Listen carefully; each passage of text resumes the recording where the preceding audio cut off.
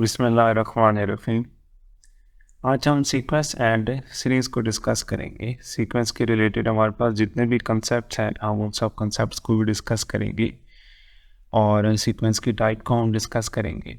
इसके रिलेटेड हमारे पास जितने भी थ्योरी है, इनके फार्मूलाज, इनकी टाइप्स के फार्मूलाज, वो हम सब डिस्कस करेंगे। सबसे पहले हम सीक्वेंस से इंट्रोडक्शन करते हैं कि हमारे पास सीक्वेंस होता क्या चीज़ है। अगर हम सीक्वेंस को डिफाइन करें, sequence are also called progression, कि सीक्वेंस को हम प्रोग्रेशन में कहते हैं। ये हमारे पास यूज़ होता है ऑर्डर लिस्ट ऑफ नंबर को, क्योंकि कोई भी हमारे पास अगर नंबर हैं, हम इन नंबर को तरतीब के साथ लिख सकें, इसे हम सीक्वेंस का नाम देते हैं। हमारे पास कोई भी नंबर मौजूद हो, हम उस नंबर को तरतीब के साथ लिख लें तो वो हमारे पास सीक्वेंस बन जाता है। अगर हम जनरल सीक्वेंस की डेफिनेशन को डिस्कस करेंगे तो वो हम ऐसे डिफाइन करेंगे। दूसरे अल्फाज में अगर हमारे पास नंबर मौजूद है, हम फ़र्ज़ करें नंबर ले लेते हैं 1 4 7 10, ठीक है। अब अगर हम इन नंबर को एक करस्पॉन्डेंस असाइन कर दें, जिसे हम 1 1 करस्पॉन्डेंस भी कहेंगे, या इन नंबर को सिंपल कोई ना कोई नंबर असाइन कर दें, इनकी पोजीशन असाइन कर दें। जैसे कि मैं नंबर को लिख लेता हूँ 1 4 7 एंड 10, और इसको मैं कह देता हूँ ये हमारे पास फर्स्ट नंबर है, इसे मैं कह देता हूँ ये हमारे पास सेकंड नंबर है, इसे कह देते हैं ये हमारे पास थर्ड है, और इसे कह देते हैं ये हमारे पास फोर्थ नंबर है। अब इन सब नंबर्स को हमने क्या कर दिया, एक ही करस्पॉन्डेंस असाइन कर दिए, यानी कि अरेंजमेंट असाइन कर दिए, तो ये हमारे पास है सीक्वेंस बन चुका है। अब अगर हम इसी डेफिनेशन को गौर से देखें तो ये हमारे पास रेंज बन रही है, सॉरी ये हमारे पास डोमेन बन रही है। इसे हम कह देते हैं कि ये हमारे पास डोमेन है और ये हमारे पास क्या चीज़ है, रेंज है। दूसरे अल्फाज में अगर हम सीक्वेंस को डिफ़ाइन करें तो कैसे डिफ़ाइन करेंगे,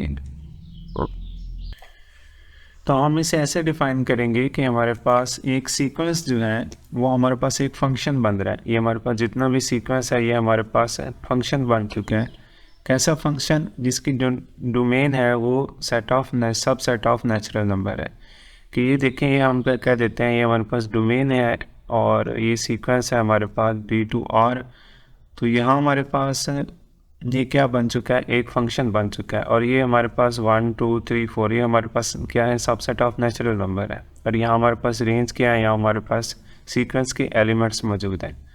तो ये हमारे पास एक फंक्शन बन चुका है और सीक्वेंस की डेफिनेशन भी यही है, sequence is a function whose domain is subset of natural number. इसे हम डोमेन कह देते हैं और इसे हम क्या कह देते हैं, ये हमारे पास रेंज है, और इस रेंज के सारे एलिमेंट्स को हमने एक एक नेचुरल नंबर असाइन कर दिए। दूसरे अल्फाज में हम कह सकते हैं कि जो सीक्वेंस होता है हमारे पास, ये एक स्पेशल टाइप ऑफ फंक्शन होता है जो कि n के सबसेट से r की तरफ, यानी कि रियल नंबर की तरफ हमारे पास फंक्शन होता है। ये भी हम सीक्वेंस की डेफिनेशन कर सकते हैं, या ये हमारे पास कॉम्प्लेक्स नंबर भी हो सकते हैं। जबकि हमारे पास ये जो सबसेट आएगा, मैं फ़र्ज़ कर लेता हूँ इस सबसेट को कोई भी नाम दे देता हूँ E। तो ये जो हमारे पास ये सबसेट है, ये तो हमारे पास सेट ऑफ नेचुरल नंबर का सबसेट होगा। ये ए सेट जो है ये सबसेट ऑफ नेचुरल नंबर का होगा। जबकि हमारे पास ये जो सीक्वेंस बन रहा होगा, ये हमारे पास रियल नंबर भी हो सकते हैं और कम्प्लेक्स नंबर भी हो सकते हैं, अगर हम इसकी एक सादा और आसान डेफिनेशन करना चाहें तो। अब हमने सीक्वेंस की टर्म को जनरली रिप्रेजेंट कैसे करना है। अगर हम ये कह दें यहाँ पर कि हमारे पास ये जो सीक्वेंस की डोमेन है, इसे हम कहते हैं कि ये हमारे पास n है, और इसे हम ये जो एलिमेंट्स हैं ये क्या कर रहे हैं, असाइन कर रहे हैं। तो हम ये जो हमारे पास रेंज है सीक्वेंस की, ये वाली रेंज हम कह देंगे कि हम इसे एक जनरल नोटेशन an से रिप्रेजेंट कर देंगे। इसे हम क्या दे देंगे, एक जनरल नोटेशन an दे देंगे, ठीक है। तो ये हमारे पास क्या हो जाएगी, सिंबॉलिक रिप्रेजेंटेशन हो जाएगी सीक्वेंस की, कि सीक्वेंस की टर्म्स को हम कैसे रिप्रेजेंट करते हैं, ANC जनरल रिप्रेजेंटेशन है। अगर हम फर्दर रिप्रेजेंट करना चाहें तो A1 A2 A3 A4 बनती चली जाएगी, और आगे R3 इसे हम कहाँ तक लेकर जाएंगे, AN तक, जितने भी हमारे पास नंबर होंगे। तो तो ये हमारे पास सीक्वेंस की क्या बन जाएगी, सिंबॉलिक रिप्रेजेंटेशन। कि सीक्वेंस की टर्म्स को हम ऐसे रिप्रेजेंट करते हैं, और सीक्वेंस की टर्म को हम कहते क्या है, इन सीक्वेंस की टर्म को हम कहते हैं एलिमेंट्स, एलिमेंट्स ऑफ सीक्वेंस। हम इसे ये भी कहते हैं कि elements in the range of sequence is called terms। कि हमारे पास किसी सीक्वेंस की रेंज के अंदर जो एलिमेंट्स होते हैं, ये बड़े सारे के सारे एलिमेंट्स, इसे हम क्या कहते हैं, इन्हें हम टर्म्स ऑफ सीक्वेंस का नाम देते हैं। कि ये हमारे पास सारी की सारी क्या है, सीक्वेंस की टर्म्स हैं। तो ये हमारे पास इनिशियल कंसेप्ट था सीक्वेंस का, कि सीक्वेंस क्या होता है, सीक्वेंस की टर्म को हम कैसे रिप्रेजेंट करते हैं। नेक्स्ट हम डिस्कस कर रहे हैं अरिथमेटिक सीक्वेंस। क्या अरिथमेटिक सीक्वेंस है, क्या होता है। सबसे पहले हम अरिथमेटिक सीक्वेंस की डेफिनेशन को देखते हैं। तो अरिथमेटिक सीक्वेंस की डेफिनेशन क्या होगी, इसे हम डिफाइन करेंगे। अ sequence is an arithmetic sequence, कि कोई भी सीक्वेंस अरिथमेटिक सीक्वेंस होगा। या हमारे पास सीक्वेंस ए एन है,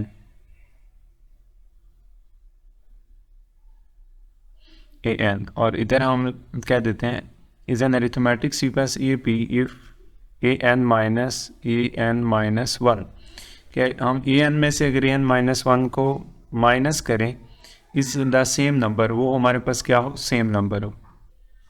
दूसरे अल्फाज में अगर हम किसी भी सीक्वेंस की टर्म an में से इसके करस्पॉन्डेंस टर्म an-1 को सब्ट्रैक्ट करें तो वो हमारे पास क्या बन जाता है, अरिथमेटिक सीक्वेंस। किस सूरत में बनता है, अगर हमारे पास ये जो डिफरेंस है ये सेम हो, यानी कि किस सीक्वेंस की हम किसी भी दो करस्पॉन्डिंग टर्म को सब्ट्रैक्ट करें और आंसर हमारे पास सेम हो, इस सूरत में हमारे पास जो सीक्वेंस होता है उसे हम अरिथमेटिक सीक्वेंस कहते हैं। इस सीक्वेंस की कोई भी दो टर्म हो सकते हैं। जैसे कि रिसेंटली हमने सीक्वेंस लिया था 1 4 7 एंड 10। तो अगर हम इस सीक्वेंस की फर्ज करें ये कोई भी दो टर्म ले लेते हैं, इसे हम लिख देते हैं 7 - 4, ये क्या आ रहा है, 3 आ रहा है। इसी तरीके से हम 7 और 10 को भी ले सकते हैं। इन दोनों को अगर हम सब्ट्रैक्ट करें 10 - 7 तो ये भी हमारे पास क्या आता है, ये भी 3 आता है। अगर हम पहले दो टर्म को सब्ट्रैक्ट कर लें 4 - 1 तो वो भी क्या आएगा, 3 आएगा। तो ये ऐसा जो सीक्वेंस होगा, इस सीक्वेंस को हम अरिथमेटिक सीक्वेंस का नाम देंगे। ये हमारे पास अरिथमेटिक सीक्वेंस बनेगा, यानी कि सीक्वेंस की कोई सी भी दो टर्म को हम सब्ट्रैक्ट करें और आंसर सेम नंबर आ रहा हो। इसे हम यूँ भी कह सकते हैं कि ये जो हमारे पास n है, n बिलोंग टू n, यानी कि ये हमारे पास किससे बिलोंग कर रहा हो, सेट ऑफ नेचुरल नंबर से बिलोंग कर रहा हो, ये वाला स्मॉल n। और यहाँ ये जो हमारे पास होता है an-1, इसे हम कॉमन डिफरेंस का नाम देते हैं। कोई से भी दो नंबर का जो डिफरेंस होता है उसे हम कॉमन डिफरेंस d का नाम देते हैं, और इसे हम यूजुअली रिप्रेजेंट भी d के साथ ही करते हैं। और d का फार्मूला भी यही होता है कि d is equal to an-1। इस कॉमन डिफरेंस का हमारे पास जनरल फार्मूला भी यही होता है। अब हमारे पास जो अरिथमेटिक सीक्वेंस का जो जनरल फार्मूला होता है, या अरिथमेटिक सीक्वेंस की nth टर्म का फार्मूला होता है, हम किसी भी सीक्वेंस की जो है वो nth टर्म निकाल सकते हैं। तो हमारे पास जो भी अरिथमेटिक सीक्वेंस होंगे उनकी nth टर्म का फार्मूला क्या होगा, उनकी nth टर्म का फार्मूला होगा a1 + n-1 इंटू d। तो ये हमारे पास अरिथमेटिक सीक्वेंस की nth टर्म का क्या बन जाएगा, फार्मूला बन जाएगा। ये फार्मूला हमने कहाँ निकाला, ये फार्मूला बेसिकली हमने इस जनरल फार्मूला जो कॉमन डिफरेंस का जनरल फार्मूला है इसकी मदद से ही ड्राइव किया है। इस d को हम यूँ भी लिख सकते हैं, इस कॉमन डिफरेंस को अगर हम इसमें ये जो हमारे पास ए एन है इसे हम इक्वालिटी की दूसरी साइड पे लेके चले जाएं तो ये क्या बन जाएगा, a n is equal to an-1 plus d। और यहाँ पर अगर हम n की वैल्यूज पुट करते जाएं 2, 3 एंड 4। तो ये हमारे पास रिक्वायर्ड फार्मूला जो है हम इसकी मदद से डिराइव कर सकते हैं। नेक्स्ट हम ये देखते हैं कि हम सीक्वेंस की जो जर्नल टर्म्स हैं उन्हें हम कैसे रिप्रेजेंट कर सकते हैं। तो हम कह देते हैं कि हम जो जर्नल टर्म्स ऑफ सीक्वेंस है उन्हें हम कैसे रिप्रेजेंट करेंगे। उन्हें हम रिप्रेजेंट करेंगे A1 plus D, A1 plus 2D, A1 plus 3D, A1 plus 4D and continue. और एन टर्म हमारे पास वैसे गिवन है कि एन टर्म हमारे पास ये होती है। तो ये बेसिकली हमारे पास अरिथमेटिक सीक्वेंस की जर्नल टर्म्स को रिप्रेजेंट करने का फार्मूला है कि किसी भी हम अरिथमेटिक सीक्वेंस की जो जर्नल टर्म्स हैं उसे हम ऐसे रिप्रेजेंट कर सकते हैं, और इन्हीं की मदद से हम जो सारे के सारे अरिथमेटिक सीक्वेंस हैं उनको सॉल्व करते हैं। नेक्स्ट हम देखते हैं कि हमारे पास अरिथमेटिक मीन क्या होता है। अरिथमेटिक मीन अरिथमेटिक सीक्वेंस का ये होता है A number A is said to be arithmetic mean between two numbers A and B। कि अगर हमारे पास कोई नंबर A हो, इसको हम तीन नंबर्स A और B के दरमियान अरिथमेटिक मीन कहेंगे। यानी कि अरिथमेटिक प्रोग्रेशन के दरमियान अगर हमारे पास कोई दो टर्म हो अरिथमेटिक प्रोग्रेशन की A B, तो हम एक नंबर A को इस A और B के दरमियान क्या कहेंगे, अरिथमेटिक मीन। जर्नल अगर हम इसे लिखना चाहें तो हम इसे ऐसे लिखेंगे A और B। तो यहाँ हमारे पास ये A क्या कहलाएगा, ये हमारे पास AM कहलाएगा, अरिथमेटिक मीन कहलाएगा।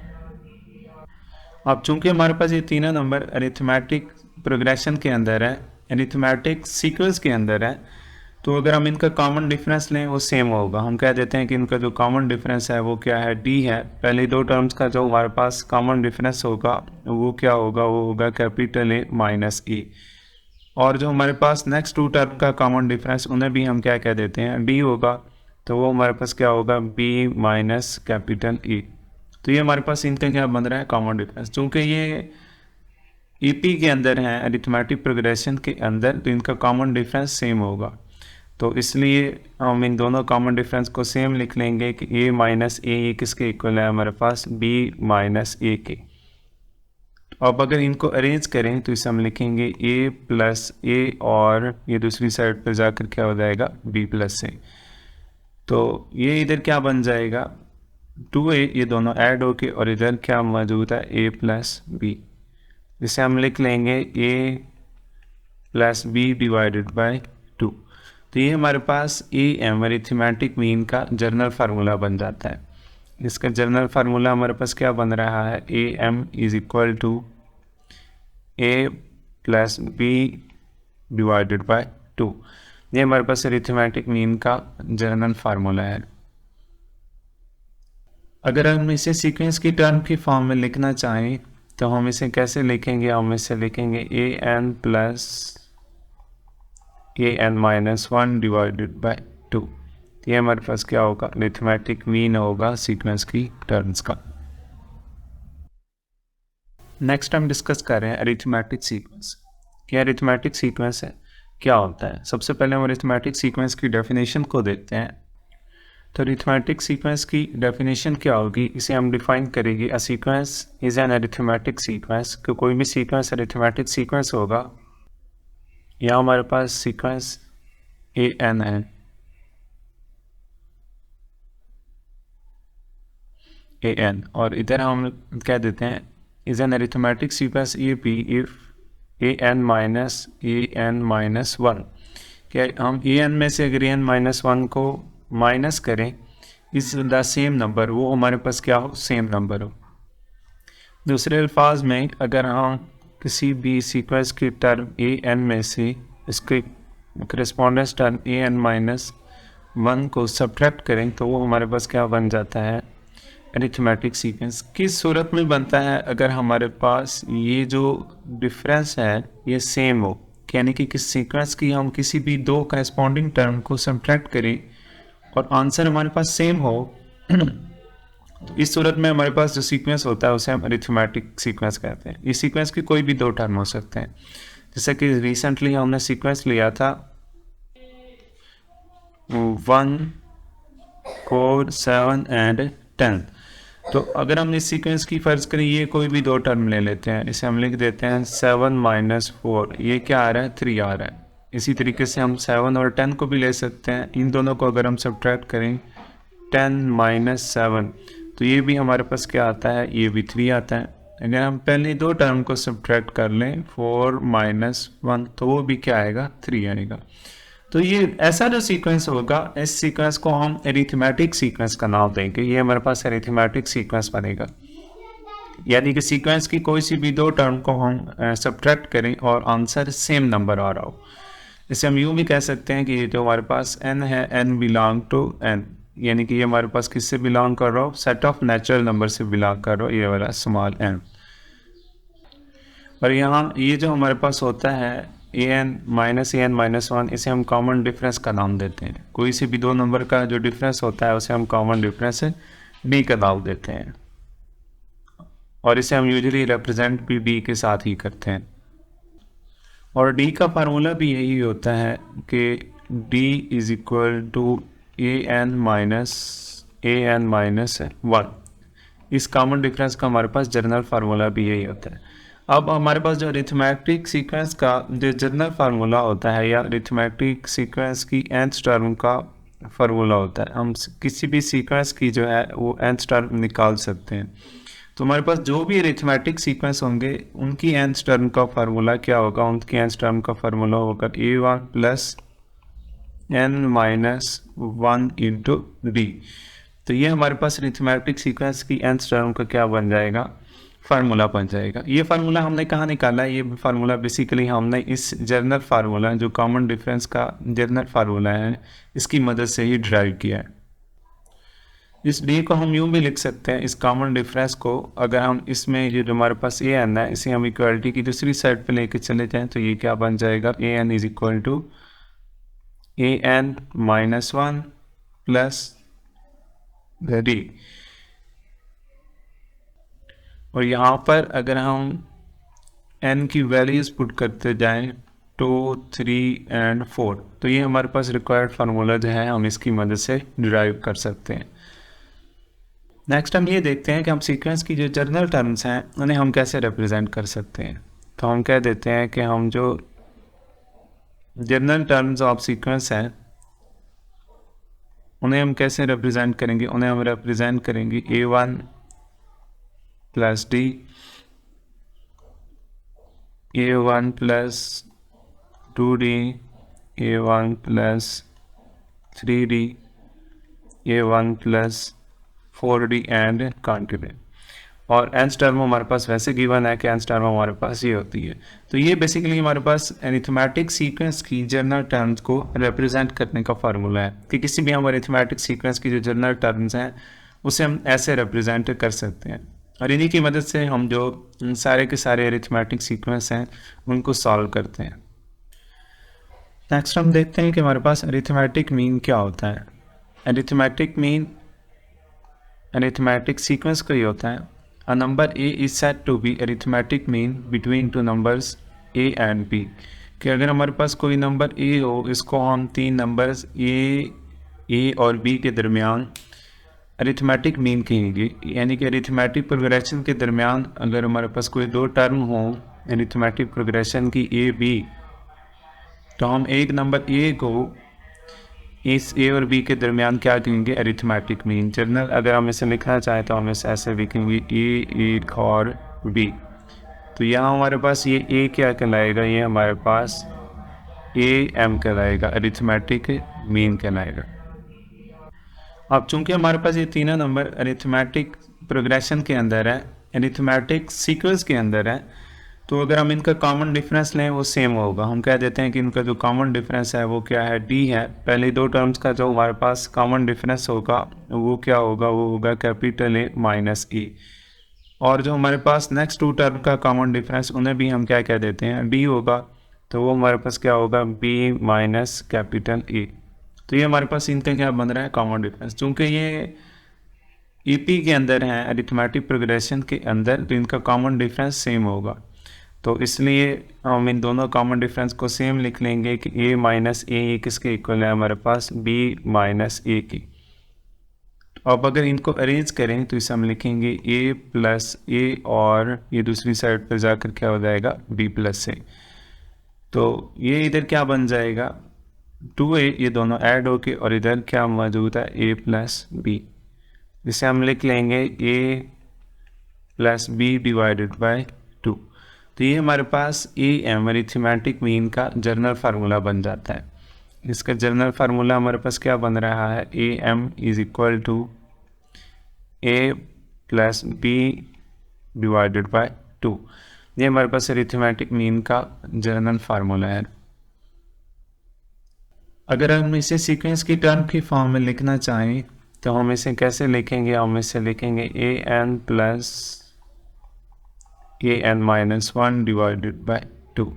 ये हमारे पास क्या होगा, अरिथमेटिक मीन होगा सीक्वेंस की टर्म्स का। नेक्स्ट हम देखते हैं कि हमारे पास सीरीज क्या होती है। सीरीज को हम ऐसे डिफाइन करेंगे कि हमारे पास सम ऑफ an indicated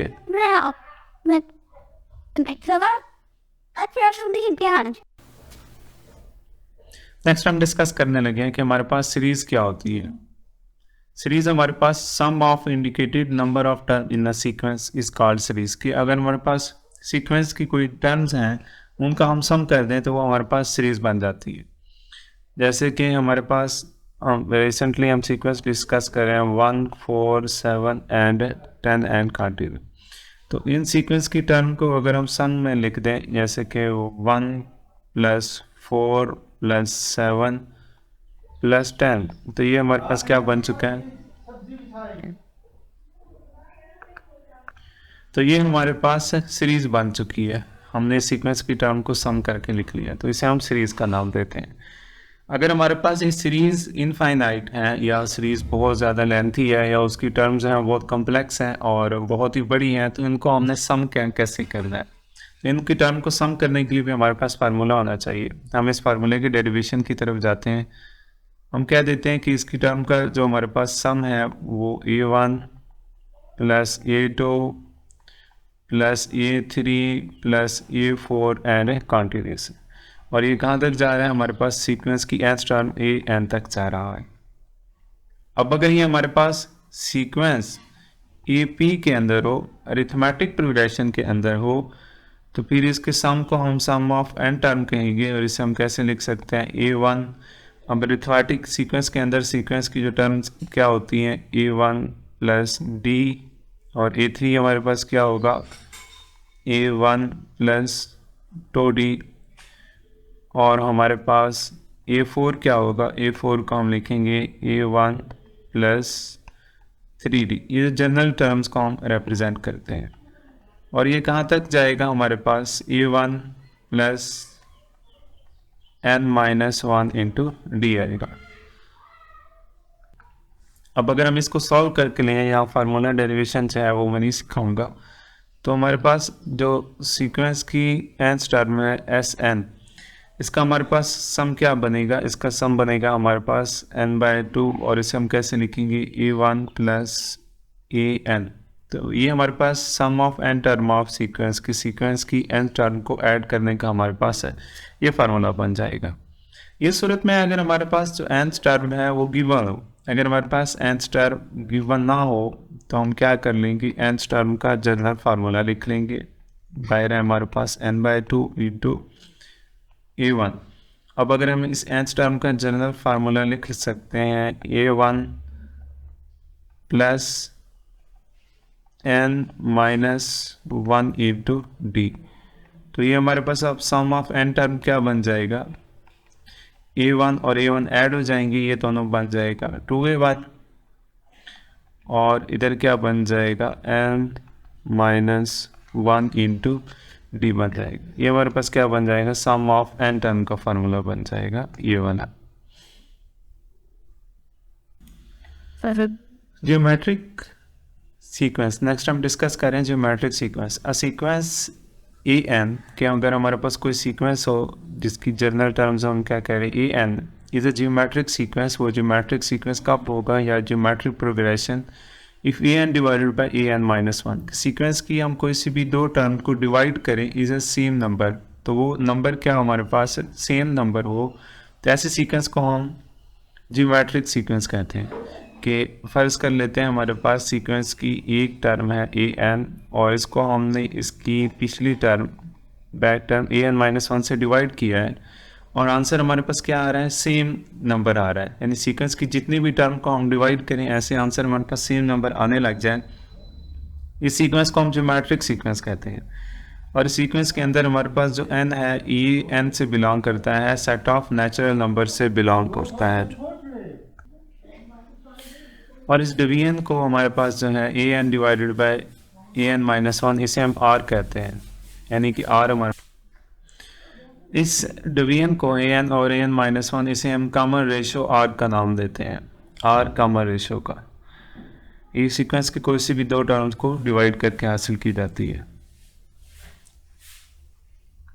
ये हम इसी सूरत में डिफाइन कर सकते हैं, अगर हमारे पास सीक्वेंस की कोई सी भी ए एन माइनस वन है, ये हमारे पास ज़ीरो के इक्वल ना हो, तभी इस सूरत में हमारे पास ये डिफाइन होगा। अगर ये ज़ीरो हो जाती है तो फिर हमारे पास ये कॉमन रेशियो जो है ये अनडिफाइन हो जाएगी।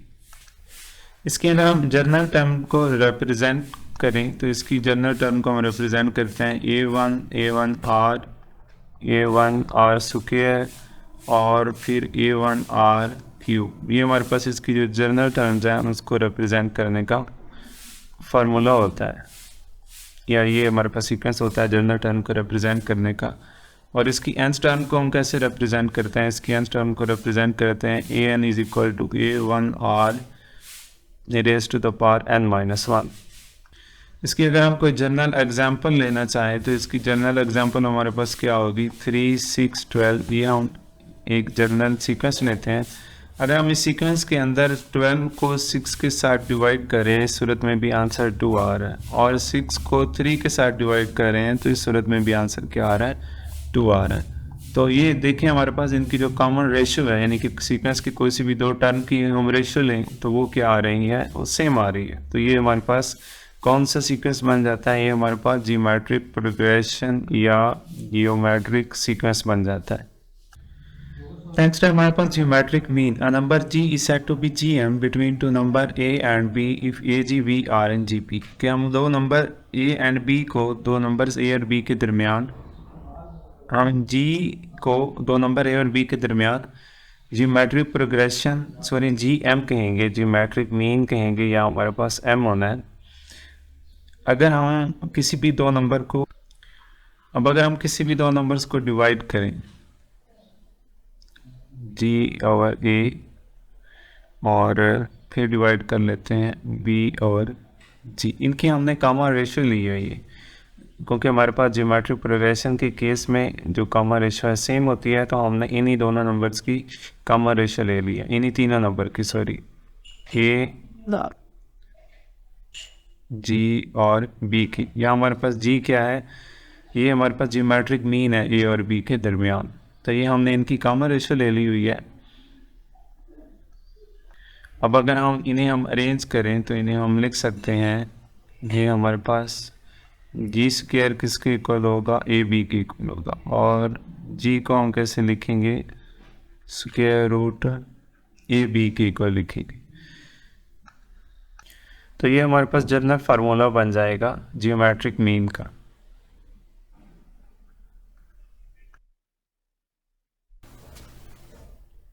नेक्स्ट हम डिस्कस करने लगे हैं कि हमारे पास सीरीज क्या होती है।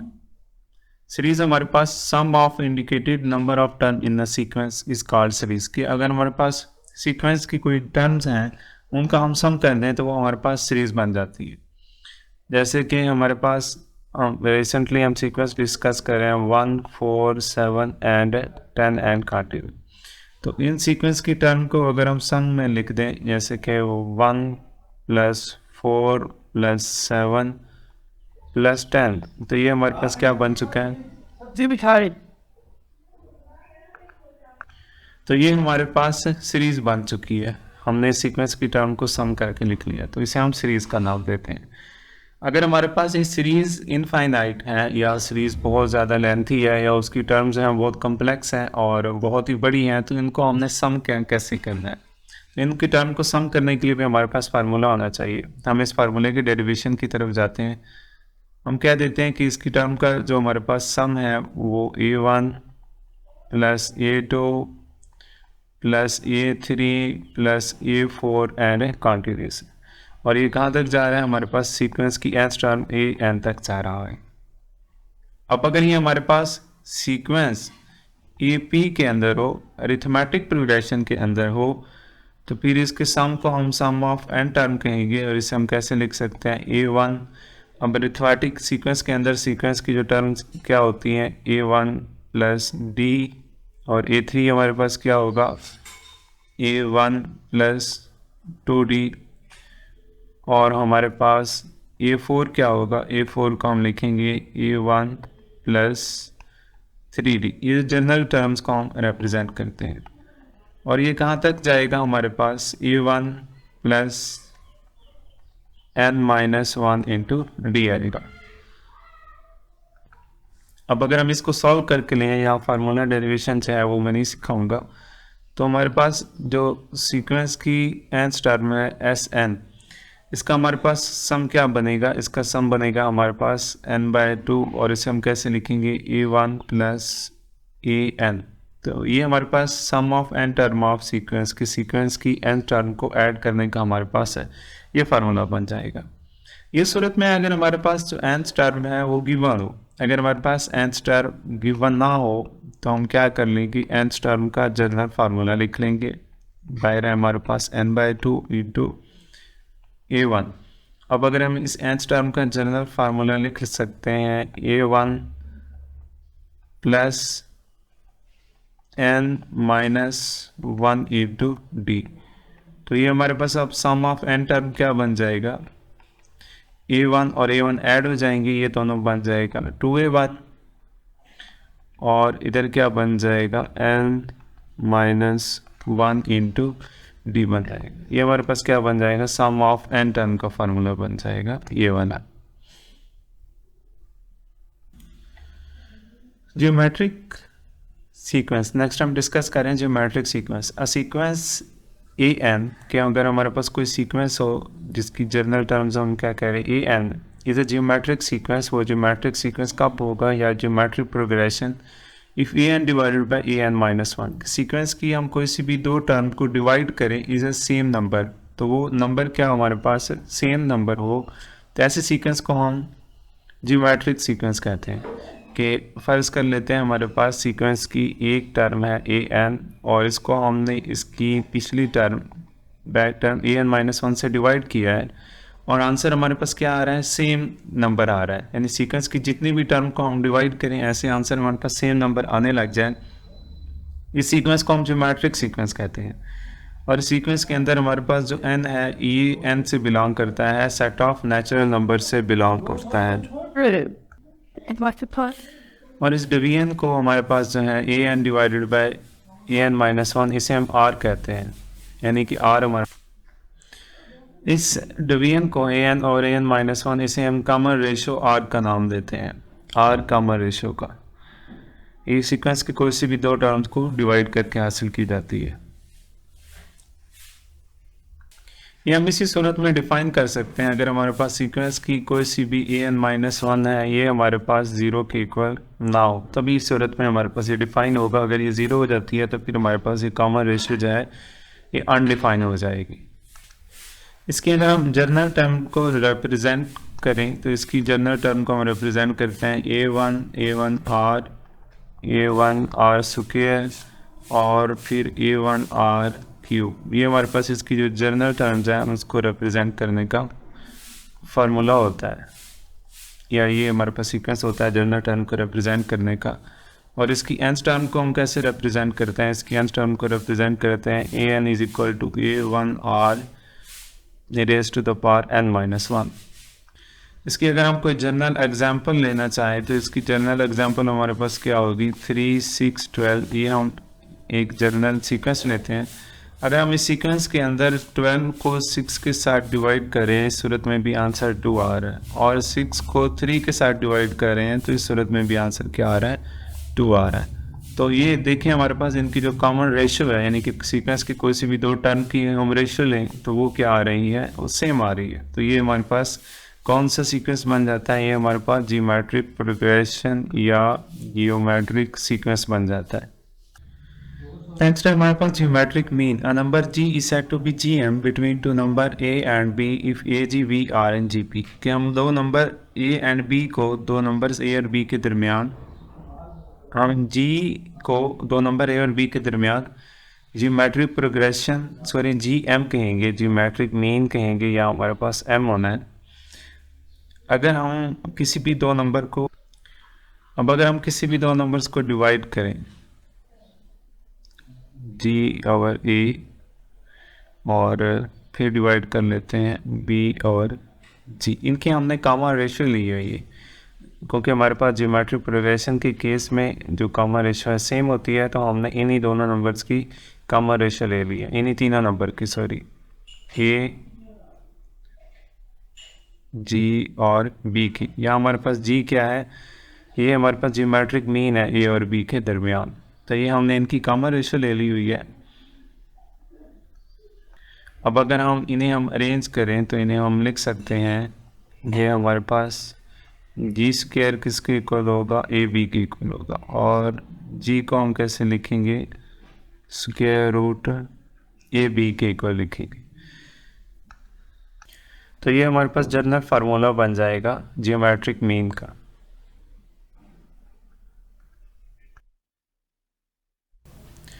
नेक्स्ट हमारे पास है हार्मोनिक प्रोग्रेशन या harmonic sequence.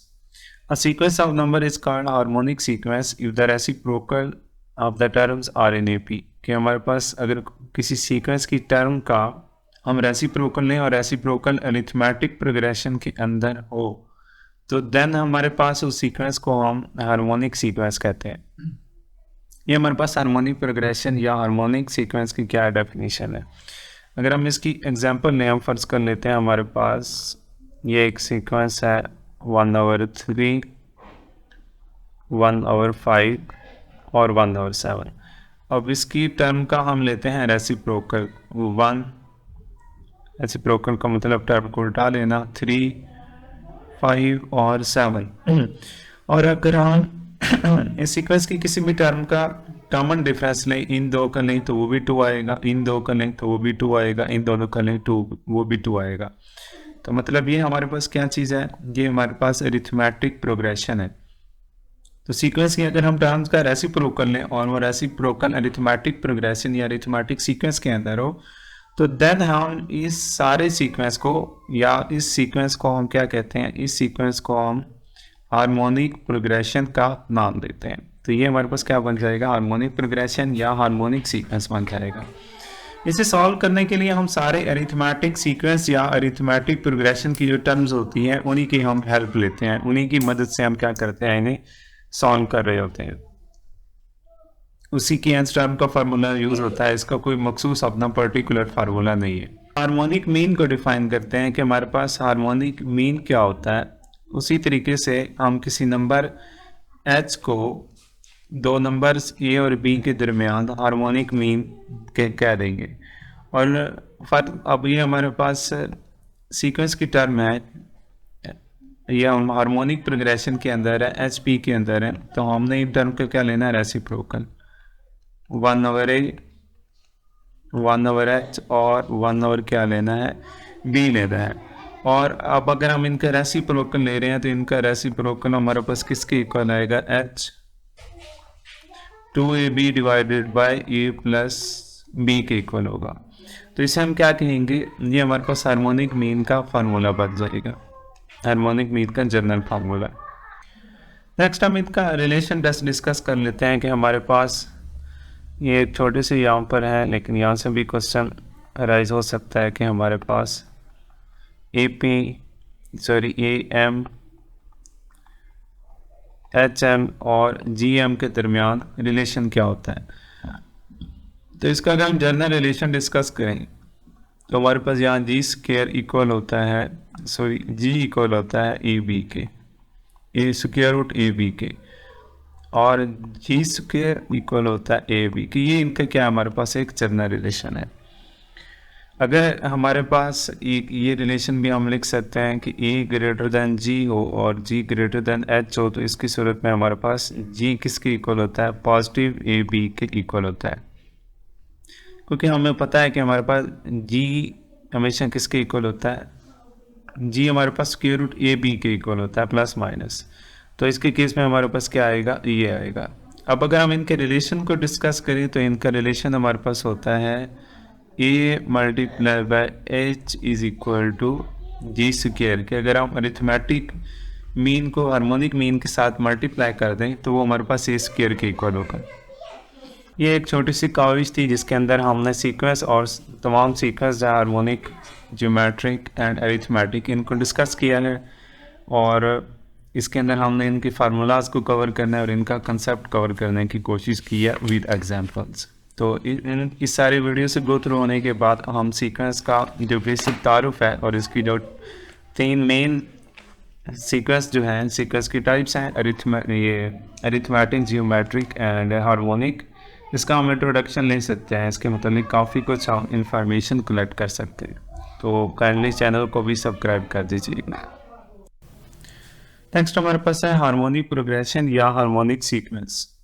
A sequence of number is called harmonic sequence if the reciprocal of the terms are in AP. कि हमारे पास अगर किसी सीक्वेंस की टर्म का हम रेसिप्रोकल लें और रेसिप्रोकल अरिथमेटिक प्रोग्रेशन के अंदर हो तो देन हमारे पास उस सीक्वेंस को हम हार्मोनिक सीक्वेंस कहते हैं। ये हमारे पास हार्मोनिक प्रोग्रेशन या हार्मोनिक सीक्वेंस की क्या डेफिनेशन है। अगर हम इसकी एग्जांपल लें, हम फर्ज कर लेते हैं हमारे पास ये एक सीक्वेंस है 1/3, 1/5 और 1/7।